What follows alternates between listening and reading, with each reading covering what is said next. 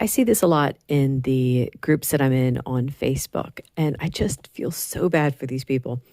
What happens is someone will switch off from the standard American diet and they'll start eating like plenty of meat and fats and stuff.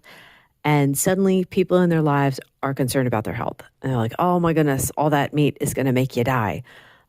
Eating that much bacon is going to make you die. And these poor people are like, when I was eating the donuts and the cake, no one was saying that to me. And I'm like, I remember too, like, well, for myself, I didn't really have that. I think because when I was going full swing into keto, that was right around the time of the lockdowns. So I wasn't around hardly anyone, that could take a look at what I was eating and say I was going to die from that instead of the cake and cookies. I certainly didn't get it from my husband and my kids and stuff because they saw firsthand the positive changes in how I was feeling.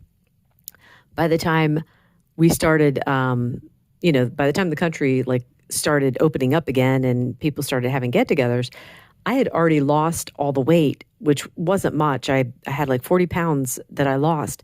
So people really didn't have anything to say like, oh, that's going to kill you. I did get a lot of interest because they could see the massive difference in how I looked. So I had a lot of friends and family asking me like, well, what did you do? What do you mean you cut out vegetables? We need vegetables. And I would explain to them, it's like, well, no, apparently not, because, at that point I'd been going like a year with mostly no vegetables. So anyway, what I want to say to the people who have others saying that kind of thing to them, well, you're going to die from the meat, maybe point out to them that, no, I was going to die eating the cake and cookies. Eating the meat is actually a whole food and it's full of nutrients.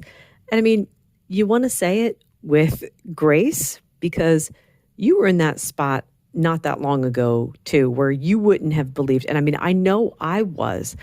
I remember even when I went keto, my nephew was hanging out with me and he was talking about going carnivore. And I was just shaking my head at him like, boy, that's just way too far. No one does carnivore.